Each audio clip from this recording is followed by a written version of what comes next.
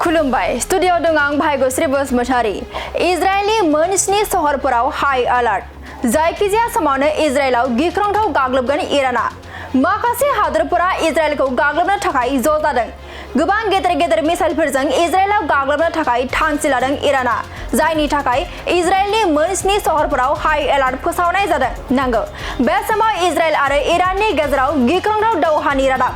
Israel आरो इरान मोन्नैबो गोहोगोरा हादोरफोरनि आखाइ होनायजों दावहाया मोनसे गोदान महर लानो हमदों। इजराइलाव मोनसे गिख्रंथाव गाग्लोबनायनि थाखाय रिहार्सेलआ सोलिदों होनना सुलुंनि गेजेरजों मिथिनो मोननाय जादों आरो माखासे हादोरफोरा इजराइलखौ फोजोबनो बिथांखि लानायाव इरानखौ हेफाजाब होनो थाखाय खौसे जानाय बाथ्राया बे समाव सोराङाव फैदों, जायनि थाखाय इजराइलनि मोन 7 सहरफोराव हाई अलर्ट फोसावनाय जादों। इराननि इजराइलखौ फोजोबस्रांनो थाखाय सानथांखि लानाय समाव आमेरिकाया फारफ्रोमथिंजायनिफ्राय इजराइलनि सायाव गाग्लोबनायनि सानथांखि लादों।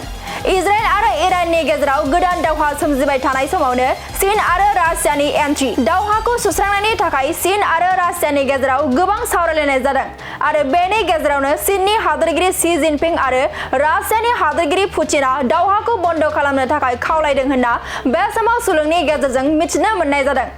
इजराइल आरो इराननि गेजेराव सुथुर जानानै थानायखौ थाबैनो बन्द खालामनो थाखाय चीननि हादोरगिरि शी जिनपिंआ खावलायदों। खुलुमबाय स्टुडिअ दं आं भाग्यश्री बसुमतारी।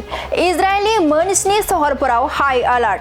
जायखिजाया समावनो इजराइलाव गिख्रंथाव गाग्लोबगोन इराना। माखासे हादोरफोरा इजराइलखौ गाग्लोबनो थाखाय ज' जादों। गोबां गेदेर मिसाइलफोरजों इजराइलाव गाग्लोबनो थाखाय थांखि लादों इराना, जायनि थाखाय इजराइलनि मोन 7 सहरफोराव हाई अलर्ट फोसावनाय जादों। नंगौ, बे समाव इजराइल आरो इराननि गेजेराव गिख्रंथाव दावहानि रादाब।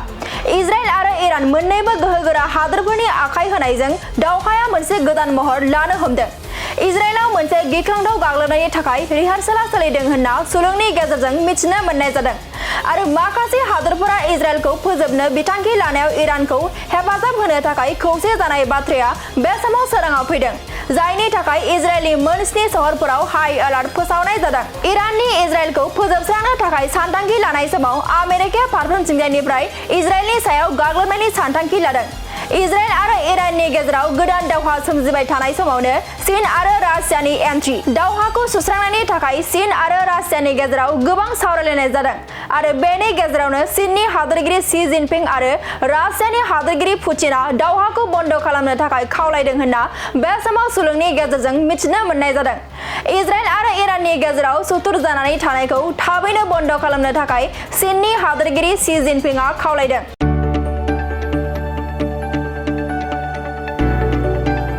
गोजोनथाव खौरां! बर'नि आंगोथार गोथाव ओंख्रि जानो मोजां मोनग्रा रायजो राजाफोरनि थाखाय गोजोनथाव खौरां। बर'नि आंगोथार ओंख्रि जानो मोजां मोनग्रा रायजो राजाफोरा बे गोदानै खुलिनाय लाइजौ हटेलाव हाबफैनो हागोन। जाखांफुहांनाय लाइमोन फालांगिरि गपेश बसुमतारीया अदालगुरिनि टंलायाव बेखेवदों बर'नि आंगोथार ओंख्रि मोनग्रा गंसे हटेल। अदालगुरि जिल्ला टंलानि मिउनिसिपाल बर्ड मावख'नि साखाथियाव गोदानै बर'नि गोग्गो जानाय आदारनि गंसे लाइजौ मुंनि हटेल बेखेवदों।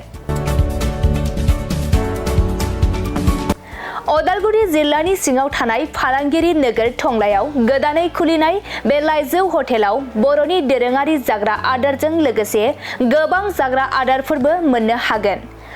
गोदानै बेखेवजानाय बे लाइजौ हटेलाव अमा बेदर, बोरमा, लकेल ना, साम', नारजि, अनला खारै, थास', मैथा आरो नाफाम आरो गोबां आइटेमफोरखौ मोननो हागोन।